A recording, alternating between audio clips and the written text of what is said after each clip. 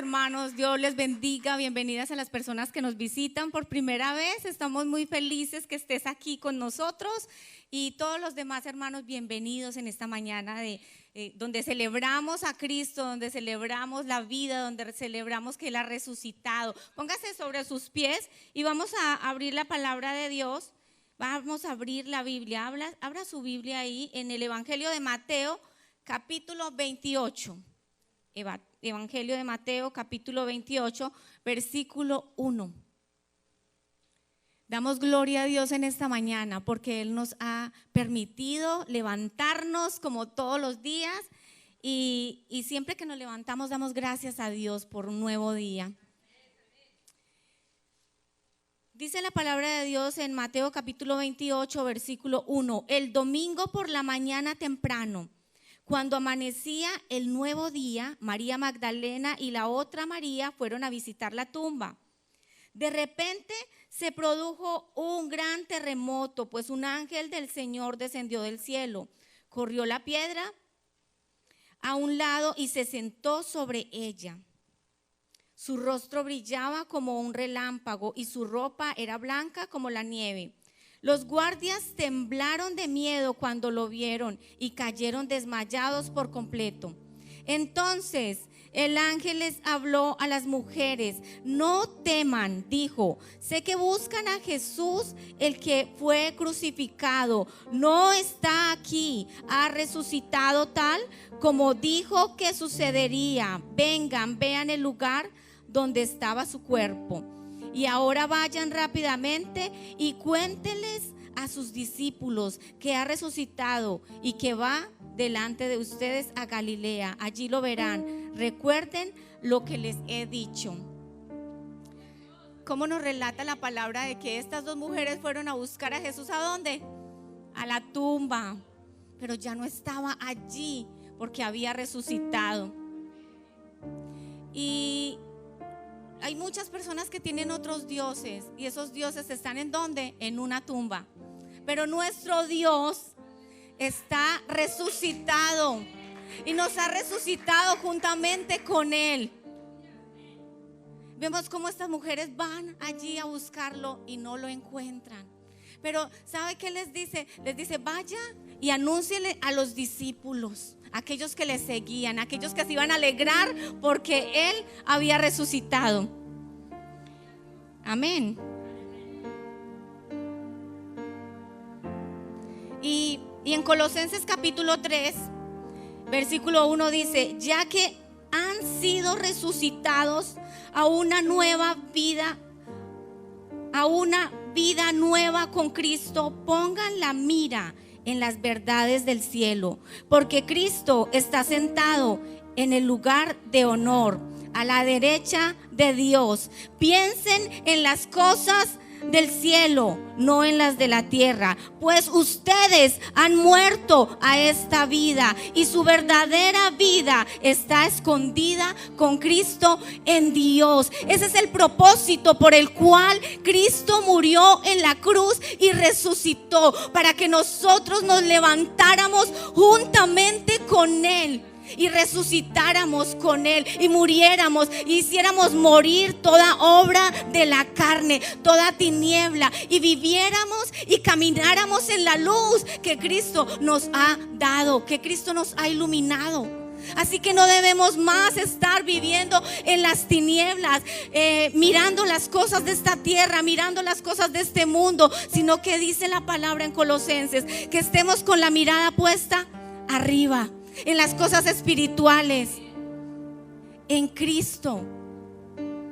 Que estemos con nuestra mirada puesta en Cristo. Y sabe, hermano, cuántas veces nosotros estamos distraídos en esta tierra, pensando en acumular y hacer tesoros en esta tierra, cuando Dios tantas veces nos ha llamado la atención de que realmente esa resurrección es para que pensemos y hagamos tesoros en el cielo, para que busquemos las cosas espirituales, las cosas eternales. Ese es el verdadero sentido de la resurrección de Jesucristo. No que estemos tan gozosos el domingo de resurrección porque Cristo resucitó. No, sino que nosotros resucitemos verdaderamente con Cristo. No resucitemos cada año en abril, no resucitemos cada año, resucitemos todos los días y despertemos espiritualmente. Esforcémonos por despertar espiritualmente a esa nueva vida que Cristo nos ha dado, que Cristo quiere darnos hace muchos años. Y Él quiere que nos despertemos. Sabe que muchas veces yo me levanto por la mañana y sé que estoy levantada, pero siento que no he despertado. Yo no sé si a usted le ha pasado. A mí me ha pasado. Así muchas veces nosotros vivimos espiritualmente. Venimos a la iglesia, pero no hemos despertado espiritualmente a las cosas espirituales que Cristo quiere que nosotros despertemos. Despertemos hoy y resucitemos juntamente con Cristo. Esa es la verdadera celebración que usted y yo, hermano, tenemos hoy. Amén. Vamos a orar y vamos a entregar este tiempo en las manos de nuestro Dios para que el Señor nos fortalezca y nosotros podamos caminar verdaderamente en esa luz, podamos caminar en Cristo, en esa resurrección todos los días. Precioso, bendito Señor y Salvador, hoy te adoramos, Señor. Hoy bendecimos tu nombre, Señor. Hoy declaramos tu grandeza y tu poder sobre nuestras vidas, Señor. Hoy declaramos que tú has resucitado, Señor, que tú no te quedaste en una tumba, Señor, que tú te levantaste de allí, Señor, por amor a nosotros.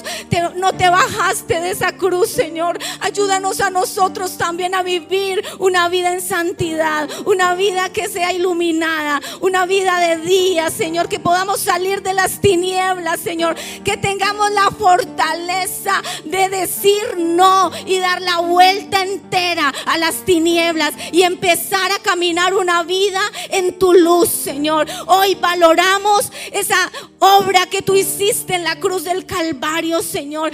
Todo ese dolor, todo ese padecimiento que tú tuviste por amor a nosotros, Señor. Hoy queremos darte ese valor, Señor, viviendo una vida en esa resurrección, viviendo una vida en santidad y dándote la gloria a ti en todo lo que hagamos, Señor. Hoy tomamos la decisión de caminar, Señor, pegados a ti, mirando las cosas de arriba y no las de esta tierra, Señor. Ayúdanos, Señor. Espíritu Santo, reconozco que necesito de tu fortaleza, Señor, para caminar una vida en santidad, para permanecer firme, para servirte y para agradarte. Te necesito, Espíritu Santo de Dios. Ven sobre mí, Espíritu de Dios, y haz una obra poderosa en este día, Señor. Séllame con tu Espíritu Santo y ayúdame a permanecer firme, Señor, en ti, a valorar esa obra que tú hiciste en la cruz, porque tú no te bajaste de esa cruz por amor a mí. Ayúdame, Señor, a que yo, por amor a ti, pueda caminar firme constantemente hasta tu venida, Señor, en el poderoso nombre de Jesús. Amén. Yo quiero que ahí donde usted está pueda inclinar su rostro, pueda orar al Señor, podamos juntos orar al Señor y colocar este tiempo en su presencia, declarando que Él tiene el control de todas las cosas. Papá, te damos gracias. Hoy oramos pidiendo, Señor, que tú tomes el control de este tiempo. Tu presencia, Señor Dios, cubra todo este lugar, Dios. Delante de ti nos presentamos como sacrificio vivo, santo y agradable, y te pedimos que tu Espíritu Santo se pasee con libertad en este lugar. Establece tu paz en medio de nosotros y que a través de esa paz podamos nosotros recibir tu palabra, recibir tu mensaje, tu enseñanza, que sea clara, contundente y que pueda propiciar, generar cambios en nuestras vidas. Todo esto te lo pedimos en el nombre de Jesús. Amén y amén.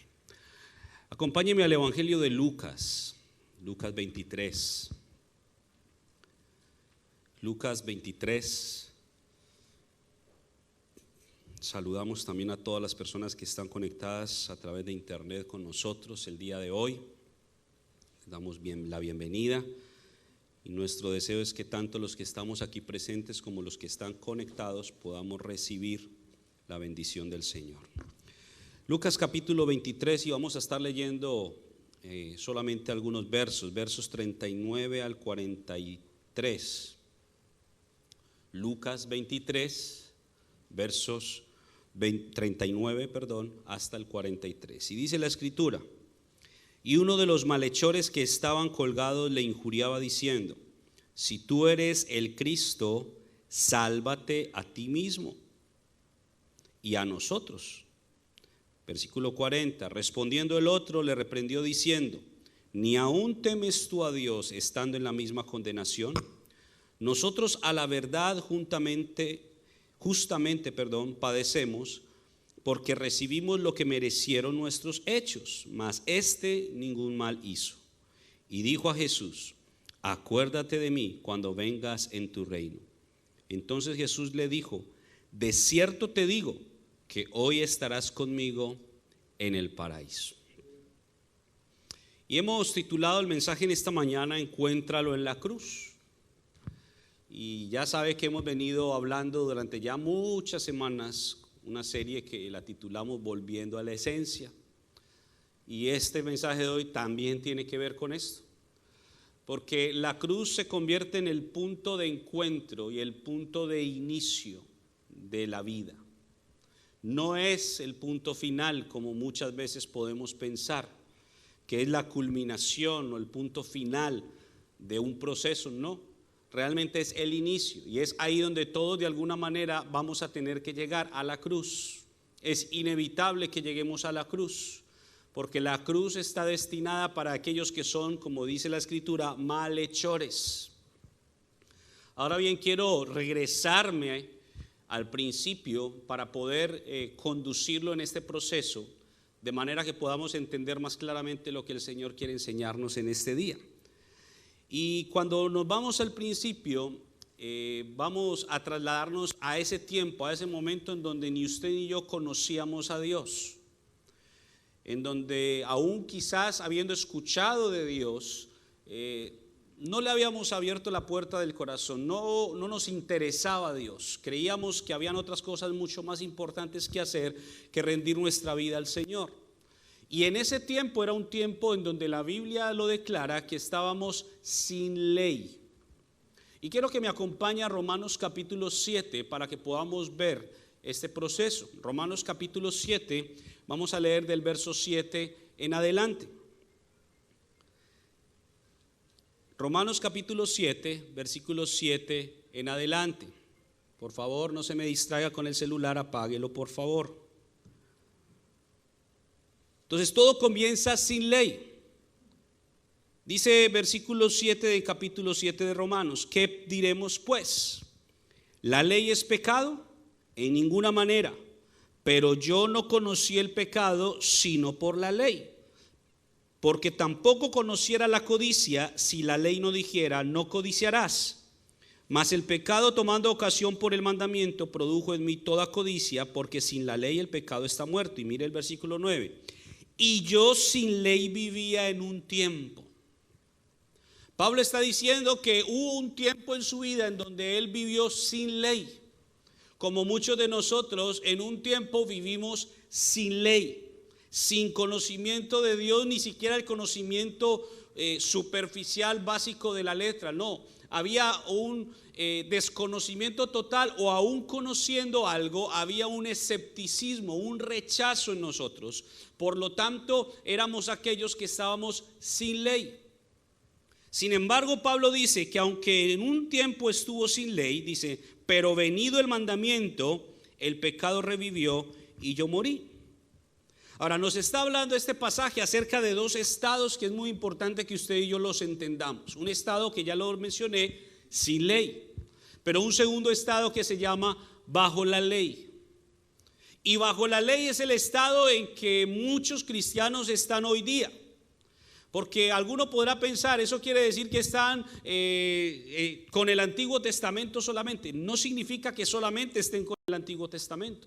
Porque el estado bajo la ley quiere decir que es un estado en el cual no hay todavía un entendimiento, una revelación real de lo que el Señor quiere hablar a nuestras vidas. Aunque hay un conocimiento de la Escritura, que hay un conocimiento de alguna manera racional de la Escritura, no hay una profundidad de ella. Por lo tanto, ese estado se llama bajo la ley. Y quiero mostrárselo porque es muy importante que usted entienda esto en el desarrollo de esta enseñanza, para que usted también pueda ver en dónde está usted ubicado y pueda con base en eso saber hacia dónde puede dirigirse. Porque dice un dicho muy popular que el que no sabe para dónde va, cualquier bus le sirve. Y es necesario entender para dónde vamos, para que podamos tomar la ruta adecuada, el camino correcto. Y entonces aquí la Escritura nos está hablando a través de Pablo que hay dos estados, el estado bajo la ley y el estado sin ley. Yo no sé en cuál estado pueda usted ubicarse hoy día, posiblemente en el estado bajo la ley, pero quizás algún otro pueda decir, no, pues yo estoy sin ley, apenas vine hoy a ver qué pasa. Yo no sé cuál sea su estado. Ahora, el punto acá no es que usted se sienta mal por el estado en el que pueda estar. El punto es que usted aprenda en dónde está para que pueda saber hacia dónde puede avanzar y dirigirse. Entonces, qué importante esto, y tiene que ver con lo que leíamos en Lucas, porque finalmente Lucas nos muestra, quizás como mucho lo hemos visto, el final de algo, pero realmente es el cierre de un ciclo para dar comienzo a un verdadero proceso en nuestra vida, porque en la cruz es donde todo comienza. Vuelvo e insisto con eso. Ahora, entonces, estar bajo la ley, según la Escritura, escuche esto, estar bajo la ley es estar en tinieblas. Eso es lo que la Escritura nos dice, que estar bajo la ley es estar en tinieblas, estar en una región de sombra de muerte. Vamos a Mateo capítulo 4, verso 16. Mateo capítulo 4, verso 16.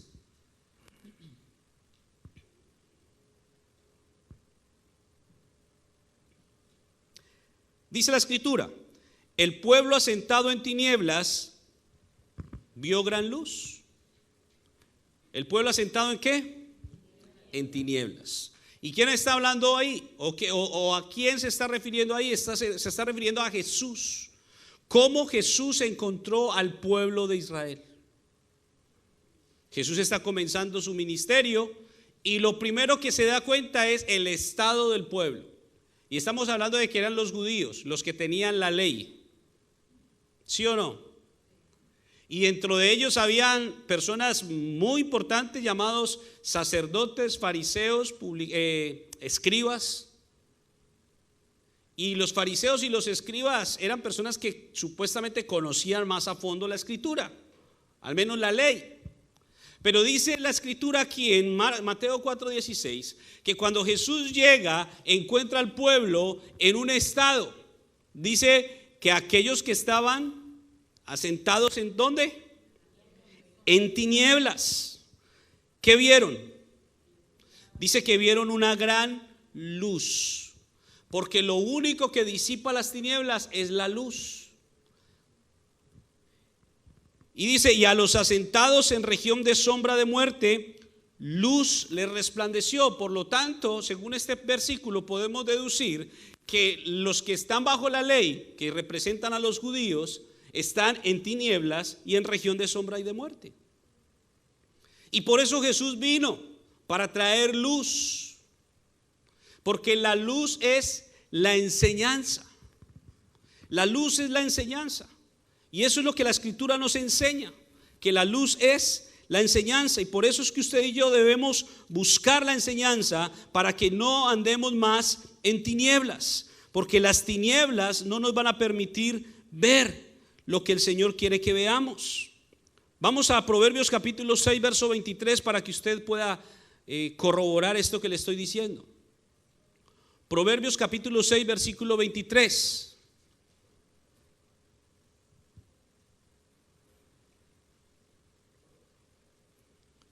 Dice así: porque el mandamiento es lámpara y la enseñanza es luz.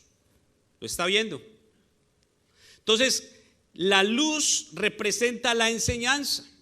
Y cuando Jesús encuentra al pueblo en tinieblas, en región de sombra de muerte, dice la Escritura, luz le resplandeció, porque en Jesús está encarnada toda la luz, toda la enseñanza. Jesús vino a traernos la enseñanza. De hecho, cuando usted analiza la profundidad del ministerio de Jesús, el propósito de Jesús no era solo venir a la cruz. Porque muchos hemos creído por mucho tiempo que el propósito único y principal de Jesús era venir a morir en la cruz. Y ese no era el propósito principal realmente. Era uno de los propósitos con los cuales el Padre lo envió. Pero el propósito se complementa no solamente con ir a la cruz, sino que había un paso más, algo más que Jesús tenía que hacer. Por lo tanto, los 3 años y medio desde el momento en que Él empezó su ministerio público, se dedicó a enseñar. Por eso lo vemos. ¿Qué es el primer acto público que Él hace? Pararse en la sinagoga, leer el rollo de la ley o de los profetas, el profeta Isaías. Y una vez lo lee, dice, y esto se ha cumplido hoy delante de sus ojos. Y ahí comenzó, de ahí en adelante no paró de enseñar. Ahora, por supuesto, vemos en la escritura que Él escogió o separó de entre toda la multitud a 12 para que estuvieran con Él. Dice, para enviarlos a predicar y para darles autoridad. Y en esos 12 Jesús se invirtió, se derramó, entregó toda la enseñanza que tenía. Porque el propósito de Jesús era venir a traer luz. Y la luz es la enseñanza. Porque de nada hubiera servido la muerte de Jesús en la cruz si no hubiese una enseñanza que se hubiera dejado a la generación de la época, de manera que esa enseñanza pudiera ser transmitida de generación en generación.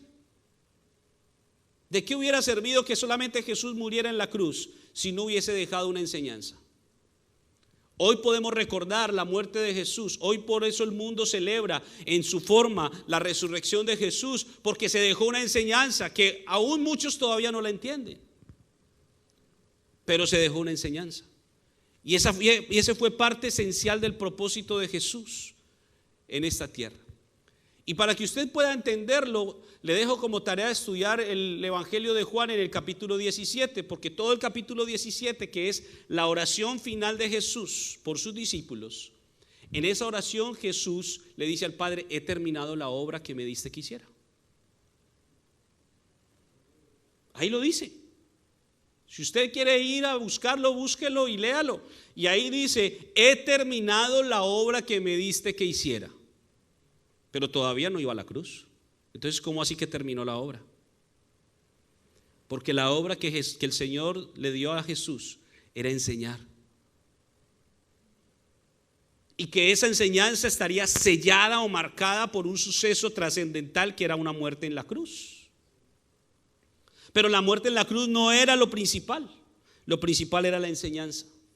Para que a través de la enseñanza, cuando llegara la manifestación de la señal que era la muerte en la cruz, los discípulos pudieran entender.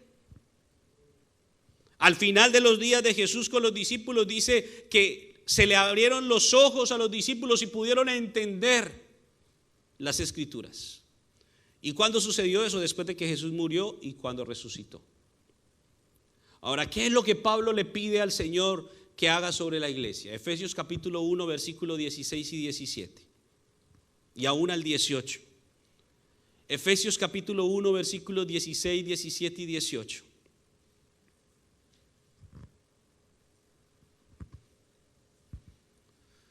Dice, no ceso de dar gracias por vosotros, haciendo memoria de vosotros en mis oraciones. Versículo 17. Para que el Dios de nuestro Señor Jesucristo, el Padre de gloria, os dé ¿qué?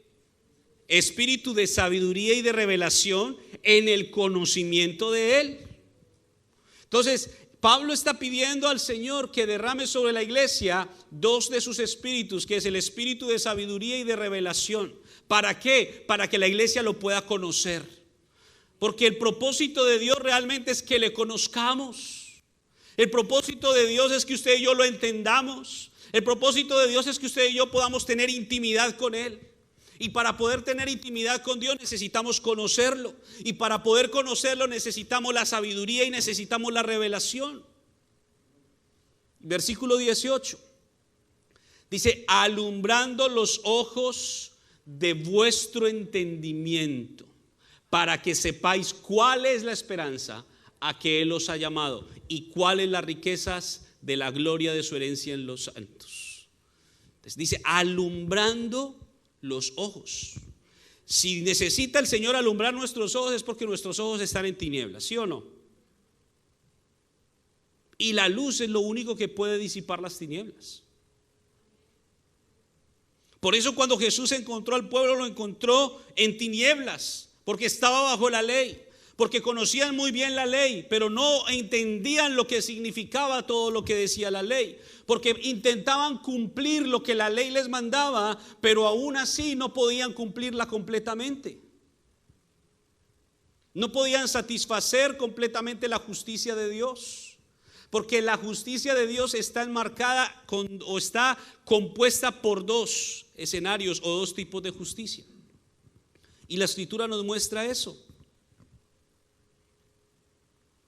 Ahora, antes de entrar a este proceso, vámonos a Isaías 53:11.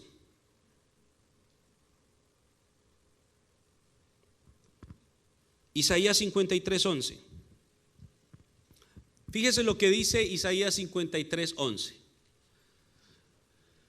Todo el capítulo 53 de Isaías, a propósito, habla de Jesús como el siervo que es entregado al sacrificio por nosotros. Por eso todos los otros 10 versos anteriores hablan de todo el proceso de la cruz. Ahora miren lo que dice el verso 11. Verá el fruto de la aflicción de su alma y quedará satisfecho. ¿Qué es lo que está diciendo ahí? Que Dios el Padre verá la aflicción del alma de su Hijo, que está en la cruz, y entonces quedará satisfecho. No porque quisiera que Jesús sufriera, sino porque era necesario un sacrificio para poder haber redención o perdón de pecados. Y el mismo Jesús se ofreció a sí mismo. No que Dios lo hubiera mandado, él mismo se ofreció. Él mismo dijo: aquí estoy yo. No hay un cordero que sea lo suficientemente puro y limpio y santo para sacrificar. Yo me doy a mí mismo. Y entonces, a través de la aflicción del alma de Jesús, dice, quedó satisfecha la justicia de Dios por su conocimiento. Dice, justificará mi siervo justo. Porque el único justo es Jesús. ¿Por qué es justo Jesús? Porque Jesús cumplió toda justicia. Y dice que ese siervo justo, por el conocimiento de él, por ese conocimiento justificará a muchos. Quiero que entienda este verso como es, porque cuando uno lo lee así parece como que es medio enredado entenderlo, pero mire lo que realmente está diciendo. El Padre, que necesitaba hacer justicia, porque los culpables necesitaban morir, y todos éramos culpables, como dice la palabra, por cuanto todos pecaron y están destituidos de la gloria de Dios. Y la paga del pecado es ¿qué? Muerte. Entonces, en vez de que nosotros muriéramos, Jesús se colocó como sacrificio perfecto una sola vez. Y por todo ese proceso de aflicción que él vivió, no solo en la cruz, sino en todo el proceso de la cruz, entonces dice que la justicia quedó satisfecha. Y como resultado de eso, todo aquel que conozca a quien es justo y quien nos justifica, entonces ese también quedará justificado. En otras palabras, la justificación a nuestras vidas viene por el conocimiento de aquel que es justo y que nos justificó. ¿Me hago entender? Entonces el conocimiento tiene que ver con el hecho de que usted y yo necesitamos aprender, necesitamos la luz, necesitamos la enseñanza. Y aún dice que lleva nuestras iniquidades. Las iniquidades son un tipo de pecado, según lo que nos enseña el Salmo 32 y aún el Salmo 51, que hay varios tipos de pecado. Uno es rebelión o transgresión, otro es ofensa o pecado, y el tercero es iniquidad o maldad. Y aún Jesús llevó nuestras iniquidades. Ahora, ¿por qué le hablo de esto? Porque en Jesús se cumplió la justicia de Dios. ¿Y qué es la justicia? Porque muchos se preguntarán, ¿qué es realmente la justicia? Resulta ser que la justicia está compuesta por dos partes. Una que es la justicia de la ley y otra que es la justicia de Dios. Romanos capítulo 8, verso 4. Romanos capítulo 8, verso 4.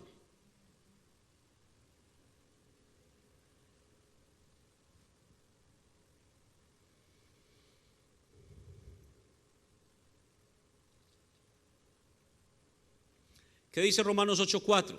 Dice, para que la justicia de la ley se cumpliese en nosotros. Entonces nos está hablando de una justicia que es de la ley, y cada justicia tiene sus propios mandamientos. La ley tiene mandamientos, ¿sí o no?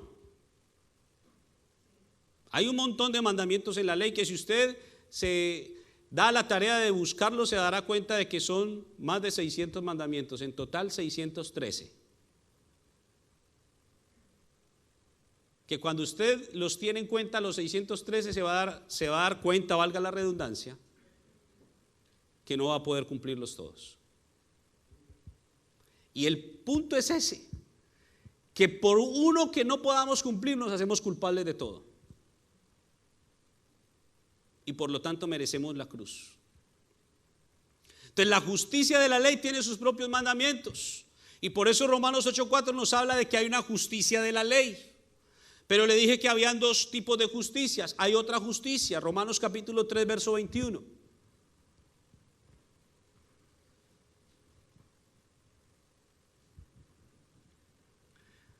Mire lo que dice, fíjese en esto. Pero ahora, aparte de la ley, se ha manifestado. Manifestar es algo que estaba oculto y que sale a la luz, a lo descubierto. Dice, ahora se ha manifestado la justicia ¿de qué? De Dios. Y esa justicia de Dios testificada por la ley y por los profetas. O sea que hay dos justicias, la justicia de la ley y la justicia de Dios. Ambas conforman la justicia en su totalidad. Pero quizás aún todavía no quede claro qué es la justicia. Vámonos al Salmo 119, 172. Salmo 119, 172.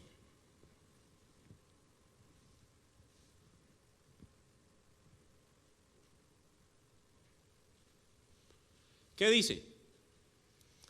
Hablará mi lengua tus dichos, porque todos tus mandamientos son justicia. Entonces, ¿qué es justicia? Todos sus mandamientos, tanto los de la ley como los de la justicia de Dios. Ahora, si se pregunta usted, ¿y cuáles son los mandamientos de la justicia de Dios? Los mandamientos de la justicia de Dios se reciben por revelación. Por eso Pablo está orando para que la iglesia reciba espíritu de sabiduría y de revelación. Para darle un ejemplo de un mandamiento de la justicia de Dios que no está en la ley. Mateo capítulo 5, versículo 48. Mateo 5, 48.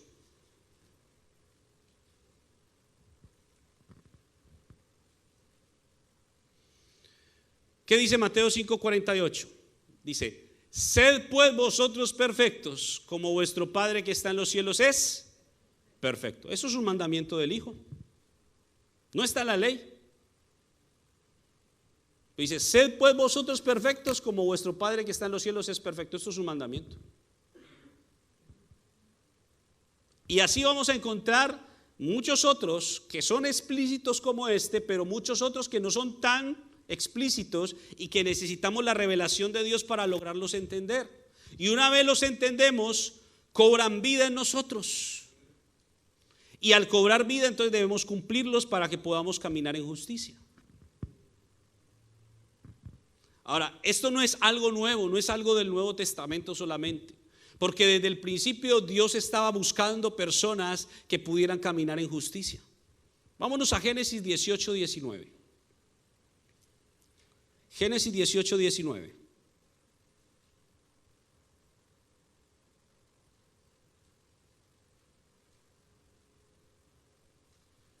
Mire lo que dice, porque yo sé, está hablando Dios y está hablando refiriéndose a Abraham. Porque yo sé que mandará a sus hijos y a su casa después de sí, que guarden el camino de Jehová. ¿Haciendo qué? Haciendo justicia y juicio, para que haga venir Jehová sobre Abraham lo que ha hablado acerca de él. Entonces Dios estaba ya buscando desde la antigüedad hombres. Y cuando hablo de hombre no me refiero al género masculino. Dios estaba buscando desde la eternidad o de la antigüedad, hombres y mujeres que puedan hacer justicia. Es decir, que puedan guardar todos sus mandamientos. Que estén dispuestos a buscarlo a Él. Que estén dispuestos a prestarle su oído a Él para escuchar la instrucción que viene de Él y así podamos nosotros hacer justicia. Y Abraham estaba dispuesto porque dice, porque yo sé, mire, lo está testificando el propio Dios. No le está diciendo a Abraham, el propio Dios lo está testificando. Porque yo sé que Abraham mandará a sus hijos después de sí, es decir, que él mismo también lo estaba haciendo. Y como él lo estaba haciendo, les estaba dando ejemplo a sus generaciones. Y él se iba a encargar de enseñarle a su hijo y a sus nietos y asegurarse de alguna manera de que su hijo le enseñara al hijo de su hijo y así sucesivamente. Por eso dice, yo sé que después de sí él mandará a toda su casa que guarden el camino de Jehová haciendo. ¿Cómo se guarda el camino de Jehová? Haciendo justicia. Haciendo justicia. Ahí dice también juicio, que va a ser otro tema que vamos a compartir después, para que podamos aprender también qué es juicio. Entonces, ya sabemos qué es justicia, todos sus mandamientos. Ya sabemos que hay dos justicias, justicia de la ley, justicia de Dios. Ya sabemos que hay dos estados previos, sin ley y bajo la ley, y que bajo la ley simboliza tiniebla, región de sombra de muerte. Hasta ahí estamos claros, ¿verdad? Ahora, siguiendo en el proceso, fíjese lo que dice. Volvámonos a Romanos 7. Porque dice el versículo 9, Pablo está diciendo, yo sin ley vivía en un tiempo, pero venido el mandamiento, dice, el pecado revivió y yo morí. Y si miramos desde el versículo 7 y 8, dice, ¿qué diremos pues? ¿La ley es pecado? En ninguna manera. Pero yo no conocí el pecado sino por la ley. Entonces nos está ya dando la idea o nos está mostrando cuál es el propósito de la ley. El propósito de la ley es uno solo que se compone de dos etapas. El propósito de la ley en sí es darnos a conocer el pecado. Ese es el propósito de la ley.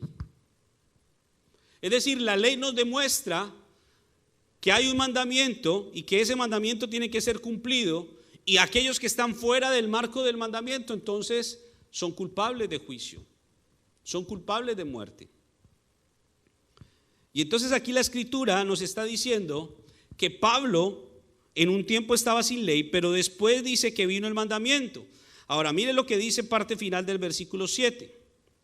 Porque yo no conocí el pecado sino por la ley, porque tampoco conociera la codicia si la ley no dijera no codiciarás. Mas el pecado, tomando ocasión por el mandamiento, produjo en mí toda codicia, porque sin la ley el pecado está muerto.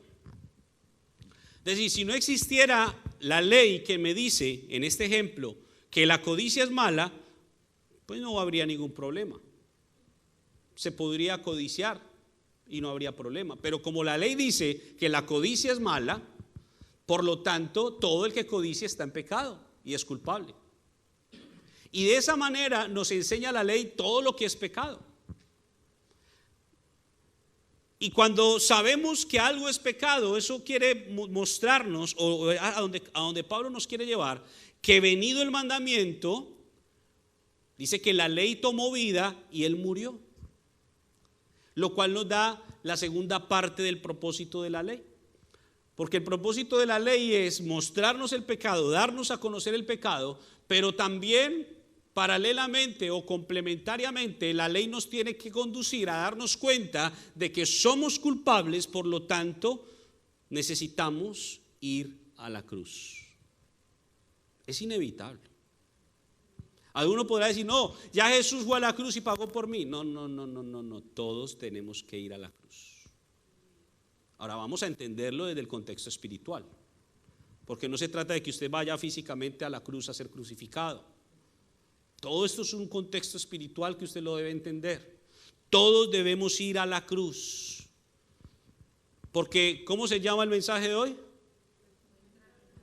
No se encuentra en otro lugar, en la cruz.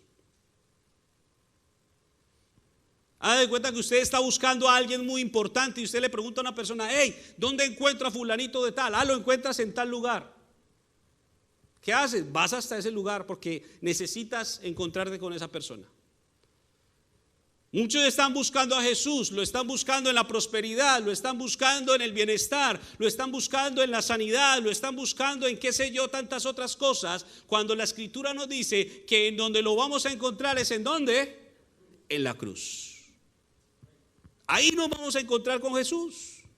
Pero para poder llegar a la cruz es importante que usted y yo estemos convencidos de cuál es nuestra realidad. Somos pecadores y somos culpables. Y por eso la ley cumple ese propósito, o ese doble propósito en nosotros, o ese propósito complementado uno con el otro. Nos da a conocer por una parte el pecado, pero nos tiene que conducir a la cruz. Y en la cruz nos encontramos con Cristo. Eso es lo más importante que usted debe entender hoy. Vayamos a Gálatas capítulo 3.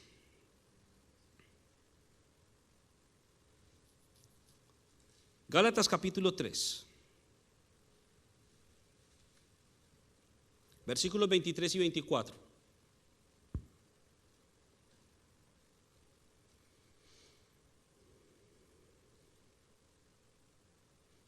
¿Lo tiene?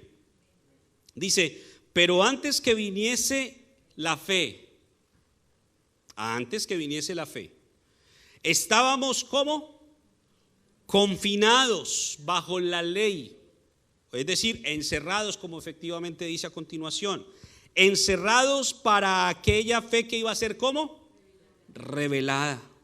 Versículo 24. De manera que la ley ha sido nuestro ¿qué? Ayo es un ayudador. ¿Para llevarnos a quién? A Cristo. A fin de que fuésemos justificados por la fe. No somos justificados por la ley, somos justificados por la fe. Pero note algo muy importante en este pasaje. Nos está diciendo lo que es la fe. La fe es una revelación. Mire lo que está diciendo. Pero antes que viniese la fe, estábamos confinados o encerrados bajo la ley y encerrados para aquella fe que iba a ser ¿cómo? Revelada. Hay una fe revelada que es la que usted y yo tenemos que buscar. Fe no es solamente creer en algo, fe es una revelación de Dios en nuestra vida. Por eso Hebreos 11 dice que es la certeza de lo que se espera y la convicción de lo que no veo. ¿Qué es? ¿Cómo puedo yo ver lo que no veo? ¿Cómo puedo yo tener certeza de lo que espero? Solo por la revelación de Dios. Por eso la fe es una revelación. Por eso cuando dice que caminemos por fe y no por vista, nos está diciendo, camina por la revelación de Dios. Y para poder caminar por la revelación de Dios necesitamos introducirnos en el camino de la sabiduría y pedirle al Señor que alumbre nuestros ojos para que podamos ver. De lo contrario no podemos caminar así. Entonces dice que la fe es una revelación. Y entonces mire que el versículo 24 nos aclara lo que le dije hace un instante. De manera que la ley ha sido nuestro ayudador, ha cumplido un propósito, darnos a conocer el pecado, pero dice también llevarnos ¿a quién? ¿Y dónde está Cristo? En la cruz. Nos lleva a la cruz, a encontrarnos con Cristo, a fin de que seamos justificados por la fe. No por la ley. Es decir, no es por lo buenos que somos. Es por esa revelación que hemos recibido de Dios que somos justificados. ¿Y cuál es esa revelación de fe? Lo leíamos en Isaías 53:11. Que Jesús o en Jesús fue satisfecha la justicia de Dios. Y a través de Él, es decir, de los que conocemos la revelación de Jesús, del Hijo, nosotros también vamos a ser justificados. Esa es la justificación de la fe. El conocimiento de Jesús. Porque muchos dicen, yo creo y soy salvo. Yo hice una oración hace no sé cuántos años y entonces esa oración ya me garantiza mi salvación. Muchos están muy tranquilos porque hace yo no sé cuánto tiempo en la oración dijeron, Señor, escribe mi nombre en el libro de la vida y no lo borres jamás. Y se dedicaron a pecar y a vivir su vida como quieren y todavía creen que su nombre está escrito en el libro de la vida. No, Señor, así no funciona. Porque la justificación viene por la fe y la fe es el conocimiento del Hijo, la revelación del Hijo. Y el Hijo nos habla de que en Él está la plenitud de la justicia de Dios y la justicia son todos sus mandamientos. Es decir, por ende, si usted y yo hemos entendido la revelación del Hijo, usted y yo debemos caminar en justicia, guardando sus mandamientos. No que los mandamientos o el cumplir los mandamientos me van a salvar, no es eso. Lo que a mí realmente me salva es esa fe en Jesús, pero que se activa en mí caminando en la justicia de Dios. Porque una fe inactiva no sirve de nada. La fe no es venir a la iglesia los domingos y ay, el hermanito tiene mucha fe porque va a la iglesia. No, Señor. ¿Cómo estás viviendo tu vida? Y Gálatas 5, 3, 23 y 24 nos está diciendo eso. Ahora, mire lo que dice Romanos 5, 1 y 2. Romanos 5, 1 y 2. Justificados pues, ¿por qué? Por la fe. Dice, tenemos paz para con Dios. ¿Por medio de quién? De nuestro Señor Jesucristo, versículo 2. Por quien también tenemos entrada por la fe a esta gracia, en la cual estamos firmes y nos gloriamos en la esperanza de la gloria de Dios. Otra cosa importante que usted y yo debemos entender hoy es que la gracia, que por mucho tiempo la entendimos como un regalo inmerecido, que realmente es un regalo inmerecido, pero realmente la gracia o yendo a la profundidad del significado de la gracia es la operación de Dios en nosotros. ¿Cómo Dios opera en nosotros? En la medida en que usted y yo podamos buscar a Dios, abrirle el corazón a Dios, Dios empieza a operar en nosotros. Ahí está activa la gracia de Dios en nosotros. Entonces, gracia es igual a la operación de Dios. Y está diciendo Romanos 5, 1 y 2 que debemos o somos justificados por la fe. Ya sabemos que la fe es una revelación. Y esa revelación que nos justifica a la vez nos trae paz con Dios, propiciada a través de Jesucristo. Y a través del mismo Jesucristo, dice, tenemos entrada por la misma fe, es decir, por la misma revelación, a esta gracia, es decir, a la operación de Dios en nosotros, en la cual estamos firmes y nos gloriamos en la esperanza de la gloria de Dios. ¿Acaso no dice la Escritura que el que comenzó en nosotros la buena obra la terminará? Eso es gracia. La obra, la operación de Dios en nosotros. Entonces, es decir que mientras que estábamos bajo la ley, estábamos encerrados, no podíamos ver la revelación porque estábamos en tinieblas. Las tinieblas no nos permitían ver la revelación y por eso la luz, es decir, la enseñanza se hizo necesaria. Por lo tanto, Jesús, en la encarnación de esa luz, de esa enseñanza, vino a traer luz a los que estaban en tinieblas y a través de esa enseñanza poder salir de ese confinamiento, poder ser libres de ese confinamiento y recibir la fe, es decir, esa revelación personificada o materializada en Cristo Jesús, a través del cual obtenemos entonces la gracia, que es la operación de Dios en nosotros, y eso es lo que nos justifica. Ahora, yendo a la cruz, somos culpables y tenemos que morir. Ahora, Jesús murió y dice la Biblia que derramó su sangre. ¿Cuál es la importancia de la sangre? ¿Sabe que oraba al Señor mientras preparaba este mensaje y le pedía al Señor que me mostrara qué había más profundamente en esto? Porque por tantos años hemos entendido acerca de la sangre de Jesús, que la sangre de Jesús nos limpia de todo pecado, ¿verdad? Pero ¿cómo es que nos limpia la sangre de Jesús de todo pecado? ¿Cuál es esa forma en que actúa en nosotros la sangre de Jesús? Y le preguntaba al Señor, le decía: Señor, ayúdame a entender esto. Y mientras preparaba y leía y el Señor me llevaba a un pasaje y a otro, llegó de un momento a otro una revelación muy, muy profunda de esto. Fíjese muy bien. La sangre contiene la vida de la persona, ¿sí o no? ¿Y la sangre de dónde se origina? En los tuétanos, que es la parte más profunda de los huesos. Y si usted mira que la escritura en Hebreos capítulo 4, acompáñeme por favor para que lo leamos juntos. Hebreos capítulo 4.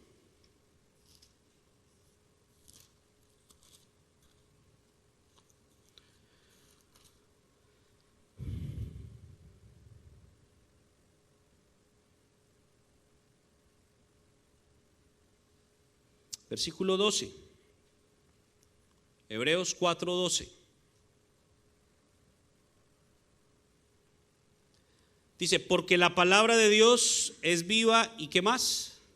Y eficaz, y más cortante que toda espada de dos filos, y penetra hasta partir el alma y el espíritu, las coyunturas y ¿qué más? Y los tuétanos. O sea, la escritura va hasta lo más profundo. Y en los tuétanos es donde se produce la sangre, y la sangre es la que contiene la vida. ¿Sabe que cuando leíamos Isaías 53:11 al final, si usted lo notó, dice que también Jesucristo llevó nuestras iniquidades? Las iniquidades son los pecados que vienen de nuestros antepasados. Son aquellos pecados que llevamos, por decirlo de alguna manera, en la sangre. Cuando usted y yo fuimos colocados en esta tierra o vinimos a esta tierra, vinimos con un ADN limpio, puro, con unos genes puros. Pero una vez entramos en este mundo, por causa del pecado, todos esos genes fueron contaminados. En otras palabras, los genes están en la sangre, nuestra sangre estaba contaminada. Ahora, ¿qué pasa cuando una persona tiene problemas en sus riñones? ¿Qué es la función del riñón? La función del riñón es purificar la sangre. Esa es la función del riñón. No es recibir todo el líquido sobrante para que usted vaya al baño a orinar. Lo que usted va al baño y deposita en el baño a través de la orina son todas esas impurezas que tenía la sangre. Pero la función del riñón es purificar la sangre. ¿Qué pasa cuando una persona tiene deficiencias en sus riñones? Tiene que ser colocado o tiene que ser llevado en un procedimiento que se llama diálisis. Y la diálisis consiste en que literalmente te extraen la sangre y la pasan por un filtro que hace las veces del riñón, obviamente es una máquina, y te vuelven a meter la sangre que ya pasó por ese filtro. Eso es una diálisis. Cuando yo estaba entendiendo esto, me di cuenta de que lo que Jesús hizo en la cruz, o lo que Jesús quiere que usted y yo entendamos, es que usted y yo necesitamos una diálisis espiritual. Porque nuestra sangre está contaminada por iniquidades. Y Jesús lleva nuestras iniquidades en la cruz. Por lo tanto, necesitamos nosotros ir a la cruz, estoy hablando en el sentido espiritual, crucificar la carne en la cruz, derramar nuestra sangre espiritualmente hablando en la cruz y tomar la sangre de Jesús para nosotros, porque la sangre de Jesús verdaderamente es pura. Ahí verdaderamente comienza una nueva vida. Y esa es la importancia de la sangre. No es decir, ay, sangre de Cristo, lávame, y entonces es como si nos bañáramos con sangre. ¿Qué pasa si usted se baña con sangre? ¿Queda más sucio o no? En lo natural. Si usted se corta un dedo y le sale sangre, usted quiere lavarse. ¿Con qué se lava? Con agua. Agua en la escritura simboliza la palabra. Por eso Hebreos 4:12 dice que la palabra de Dios es viva y eficaz y más cortante que toda espada de dos filos y penetra hasta los tuétanos. Porque una vez usted recibe la diálisis espiritual, es decir, esa sangre de Jesús empieza a actuar en usted, dice la escritura que usted y yo somos una nueva criatura, 2 Corintios 5:17. De modo que si alguno está en Cristo, en pocas palabras, de modo que si alguno fue a la cruz, derramó su sangre y tomó la sangre de Jesús para sí, está en Cristo. Por lo tanto es una nueva creación, una nueva criatura. Dice, las cosas viejas pasaron y de aquí en adelante todo es hecho nuevo. Pero necesitamos estar en Cristo. Ahora, vamos a Romanos 3:24.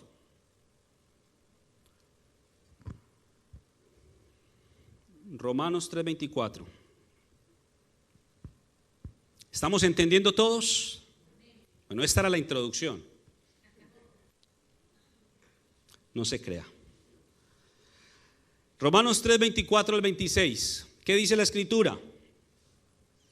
Dice, siendo justificados gratuitamente por su gracia. Ya sabemos qué es ser justificados. Dice gratuitamente, no tenemos nosotros que traer ningún pago porque no lo tenemos. Solamente por su gracia, es decir, la operación de Dios en nosotros. Mediante la redención que es en Cristo Jesús, coloca a Cristo Jesús como el centro, como el eje.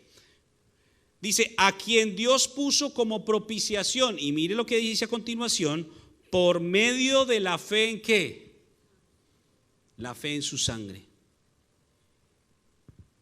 La revelación de Dios de la sangre. Esto que le acabo de decir. Que necesitamos nosotros una diálisis espiritual verdaderamente para ser nuevas criaturas. ¿Qué pasa si a un paciente no se le hace diálisis?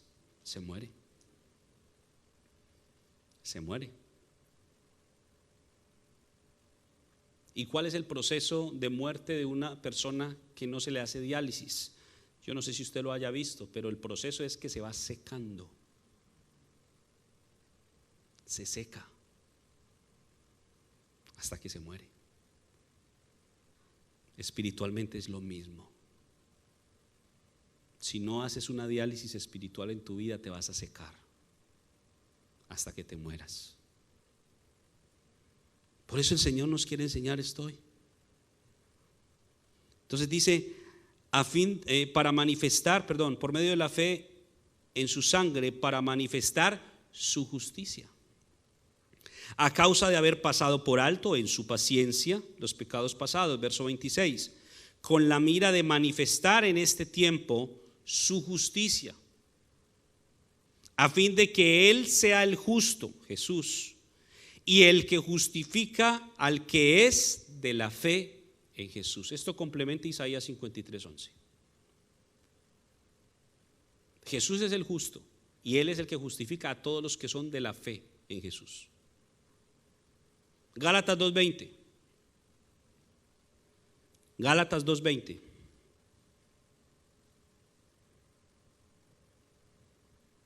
Dice, con Cristo estoy juntamente crucificado.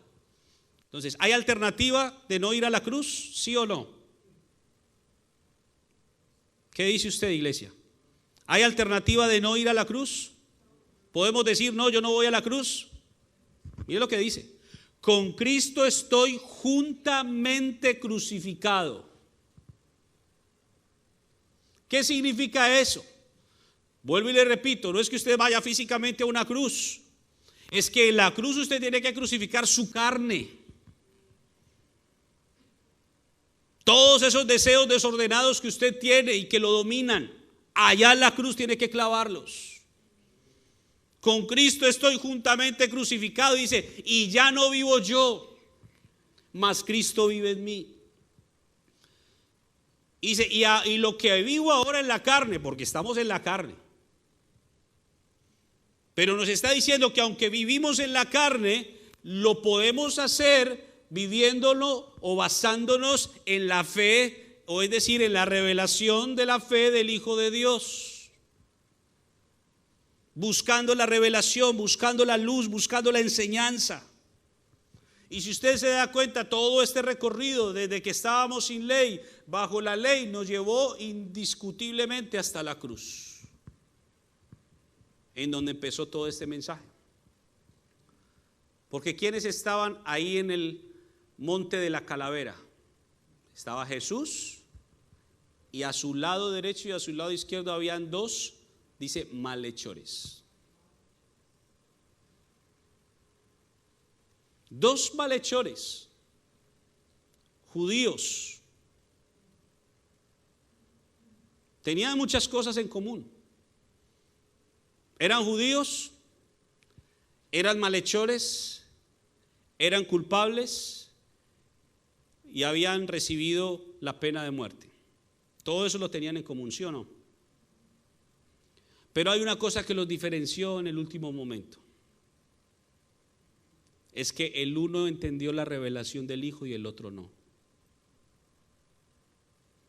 ¿Y qué dice la Escritura? Volvamos a Lucas 23.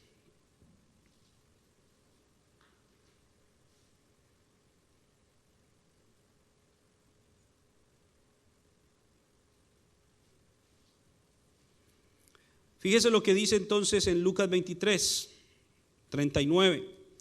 Y uno de los malhechores que estaba colgado le injuriaba, diciendo, si tú eres el Cristo, sálvate a ti mismo y a nosotros. Sálvate a ti mismo y a nosotros. ¿Qué es lo que quería este malhechor? Lo único que quería era escapar de su culpabilidad, escapar de la sentencia que había recibido, como muchos cristianos, porque no voy a hablar ni siquiera de la gente que no es cristiana. Muchos cristianos quieren escapar de Dios, sabiendo que están haciendo lo malo, quieren escapar de Dios, porque son culpables. Y su oración única y exclusivamente está enfocada a pedirle una señal a Dios.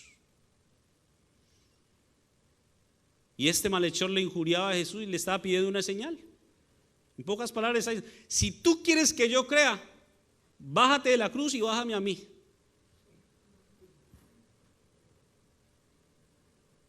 No entendió. Y muchos cristianos hoy en día están buscando es una señal. Señor, si verdaderamente quieres que yo haga esto, entonces haz esto por mí. Si realmente esto, haz lo otro. Y estamos condicionando a Dios. No hemos entendido nada.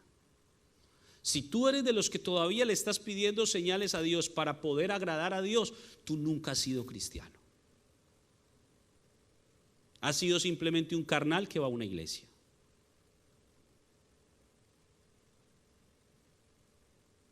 Ahora te tengo una noticia, tienes tiempo de arrepentirte, por supuesto. Mientras que haya vida hay esperanza. Pero no juegues con tu suerte, porque no sabes cuántos días son tus días. No sabes cuánto tiempo te quede.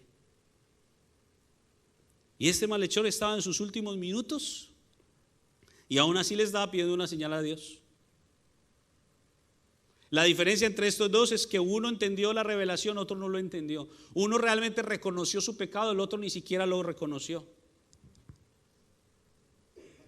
Y recuerde que el propósito de la ley es darnos a conocer el pecado, pero también llevarnos a la cruz, mostrándonos de que somos culpables y que así como Jesús pagó un alto precio por nosotros, usted y yo también tenemos que pagar un precio para seguir a Dios. Aunque la salvación es gratuita, el seguir a Cristo tiene un costo. Y no va a ser fácil. Pero para eso necesitamos la revelación de la fe del Hijo. Ahora, si la justicia de Dios nos lleva a conocer al Hijo, o la justicia nos lleva a conocer a Dios, lo cual en la Escritura nos muestra que es la verdadera vida eterna, Porque vida eterna no es lo que nos espera en el más allá. Vámonos a Juan 17:3. La vida eterna no es lo que nos espera en el más allá después de que muera este cuerpo en esta tierra. La vida eterna comienza desde acá. Juan 17:3. ¿Qué dice? Y esta es la vida eterna. ¿Cuál es?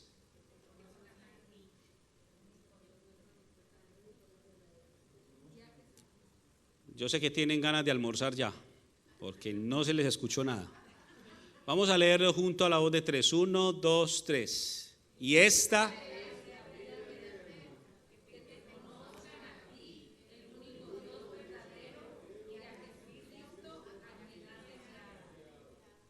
Entonces, ¿tenemos que esperar al más allá para poder entrar a la vida eterna? La vida eterna es conocer a Dios y a Jesucristo al que Él envió. Y para conocer a Dios necesitamos la luz, es decir, la enseñanza, ¿sí o no? Entonces, ¿por qué estamos buscando otras cosas? Y esta es la vida eterna, que te conozcan a ti. Jeremías 9, 23 y 24, por favor. Jeremías 9, 23 y 24. Así dijo Jehová: no se alabe el sabio en su sabiduría, ni en su valentía se alabe el valiente, ni el rico se alabe en sus riquezas, mas alábese en esto el que se hubiere de alabar, en entenderme y conocerme, que yo soy Jehová, que hago misericordia, juicio y justicia en la tierra, porque estas cosas quiero, dice el Señor. ¿Qué es lo que Dios quiere? Que hagamos misericordia, justicia y juicio. Eso es lo que Él quiere. ¿Qué es lo que Él quiere? Que lo entendamos y lo conozcamos. Entendimiento, conocimiento. El entendimiento viene por un sentido que es el oído. El conocimiento viene por un sentido que es la vista.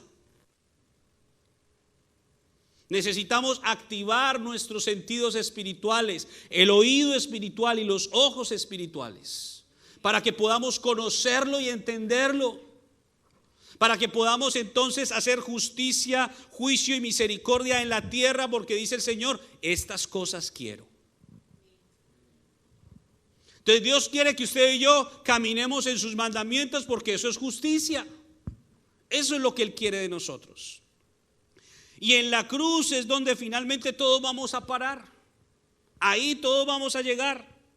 Y no porque ahí termine todo, vuelvo y lo repito, sino porque realmente ahí comienza todo. Y aunque es inevitable que vayamos a la cruz, ahí es donde verdaderamente comienza todo.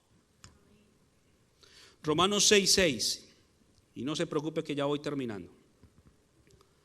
Romanos 6:6. Le estoy haciendo un favor, que le dé un poquito más de hambre para que se pueda comer con más ganas esa comida. Romanos 6:6. Dice: sabiendo esto, que nuestro viejo hombre fue ¿qué? Crucificado juntamente con Él. ¿Quién es Él? Con Jesús. Para que el cuerpo del pecado sea ¿qué? Destruido, a fin de que no sirvamos más ¿a quién? Al pecado.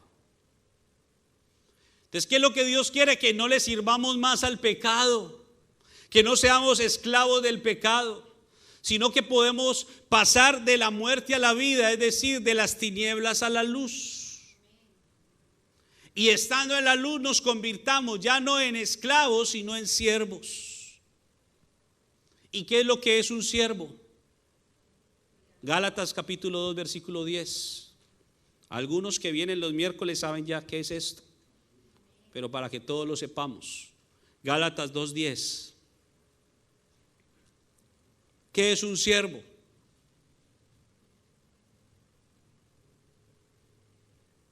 ¿Lo tiene? Gálatas capítulo 2, versículo 10.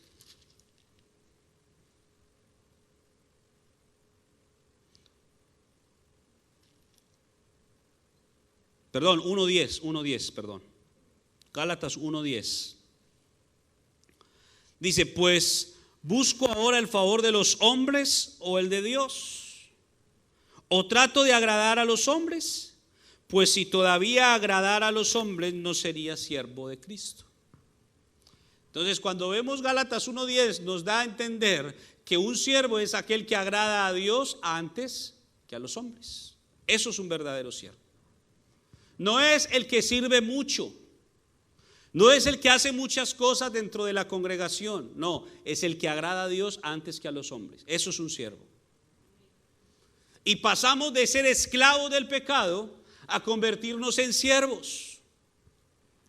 Pero tenemos la posibilidad de no quedarnos solamente siendo siervos, porque la Escritura nos habla de que dentro del propósito de Dios es que usted y yo vayamos de más a más, es decir, que crezcamos.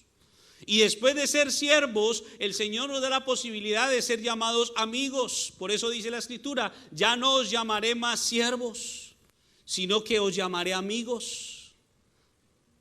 Y el estado de amigo, la elevación espiritual de amigo, es aquel a quien el Padre le trae su revelación y le cuenta todas las cosas. Pero para llegar a ser amigo yo necesito primero ser siervo. Y para poder ser siervo yo necesito primeramente crucificar mi carne. Y crucificada mi carne, comenzar a caminar en la justicia de Dios, es decir, guardando todos sus mandamientos. Gálatas 5:24.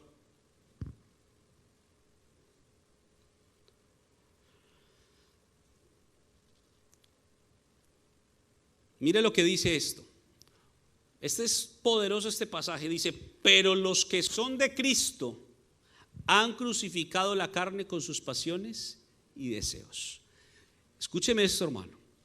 Si usted todavía vive conforme a sus pasiones y a sus deseos, usted no es de Cristo. Si usted todavía se deja dominar por la carne, usted no es de Cristo. No quiere decir que no tengamos tentaciones, que no tengamos pruebas, que no tengamos momentos de caída.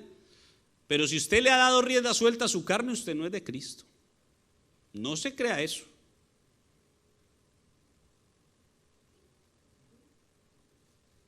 Y yo sé que esto suena muy fuerte, pero es la realidad. Por eso dice, los que son de Cristo han crucificado la carne con sus pasiones y deseos. Ahora volvamos a la cruz. Los dos malhechores, uno le injuriaba, ese no había crucificado su carne. Él estaba crucificado allá, pero él creía que todo estaba bien, que él era justo, que él no tenía por qué estar ahí. Y le dijo a Jesús, ¿sabes qué? Bájate, si tú eres hijo de Dios, bájate de ahí, bájame a mí de una vez. Pero ¿qué dice que hizo el otro? Volvamos a Lucas y ahí terminamos. ¿Qué dice que hizo el otro? Dice que lo reprendió. Respondiendo el otro, versículo 40 de Lucas 23. Respondiendo el otro, le reprendió, diciendo, ¿ni aún temes tú a Dios? ¿Qué estaba diciendo este hombre? Este hombre reconoció que en Jesús estaba la deidad. Lo logró reconocer. Era judío, era un malhechor, culpable, estaba crucificado por la sentencia. Y aún por encima de todo eso pudo reconocer quién era Jesús. Le llegó la revelación. Cayó en cuenta de quién era Jesús. Dice, ¿ni aún temes tú a Dios estando en la misma condenación? Verso 41. Nosotros a la verdad justamente padecemos, porque recibimos lo que merecieron nuestros hechos. Mas ningún mal hizo. ¿Cómo sabía él todo eso? Por revelación. Quizás había escuchado hablar de Jesús días atrás antes de haber sido capturado, o quizá llevaba tiempo en prisión, qué sé yo dónde estaba este hombre. Pero lo único que yo puedo entrever en medio de este pasaje es que este hombre entendió quién era Jesús y solamente lo pudo haber hecho por el Espíritu, porque nadie puede reconocer a Jesús sino a través del Espíritu. Versículo 42. Y dijo a Jesús, fíjese la diferencia, mientras que uno le injuriaba, este le hace una petición: acuérdate de mí cuando vengas en tu reino. Fíjese lo profundo de la revelación de este hombre, porque no solamente entendió quién era Jesús, sino que entendió que él iba a regresar y entendió que había un reino. No le estaba pidiendo llévame al cielo, no le estaba pidiendo sálvame de esta cruz, le estaba diciendo acuérdate de mí cuando vengas en tu reino. Una tremenda revelación de este hombre. Ahora fíjese la respuesta de Jesús. Entonces, versículo 43, Jesús le dijo: de cierto te digo, hoy estarás conmigo. ¿En dónde? En el paraíso. Paraíso viene del griego paradeisos. Y el griego paradeisos significa huerto. ¿Acaso todo no empezó en un huerto? Génesis 2 habla de que el hombre fue puesto en un huerto llamado Edén, que significa deleite. Por lo tanto, el paraíso es el mismo Edén espiritual. ¿Y qué es lo que había en Edén? En Edén estaban los árboles, el árbol de la vida, o sea, estaban los árboles deliciosos a la vista y que dan fruto, el árbol de la vida, el hombre y la voz de Dios. Eso es lo que había en el Edén. Y entonces está diciendo Jesús: de cierto te digo que hoy estarás conmigo, parafraseándolo, en el Edén, teniendo deleite, disfrutando de la voz de Dios, de su presencia, donde vas a encontrar árboles buenos a la vista y deliciosos para comer. Ahí vas a estar, porque todos aquellos que crucifican su carne, que creen en la revelación de la fe del Hijo y por ella son justificados, su herencia es el Edén. Por eso dice Mateo capítulo 5: bienaventurados los pobres de espíritu, porque de ellos es el reino de los cielos. Y un pobre de espíritu es aquel que tiene necesidad de Dios, aquel que reconoce que en la cruz está el comienzo de una nueva vida, que en la cruz es el punto de encuentro con nuestro Salvador, que en la cruz se convierte en algo inevitable, prioritario para llegar allá, porque ahí es el punto de partida de nuestra vida. Entonces, justificación es el resultado de recibir la fe revelada a través de Jesús, la cual trae paz para con Dios y nos hace libres de la culpa del pecado. ¿Hemos entendido todos? Pongámonos de pie y vamos a orar.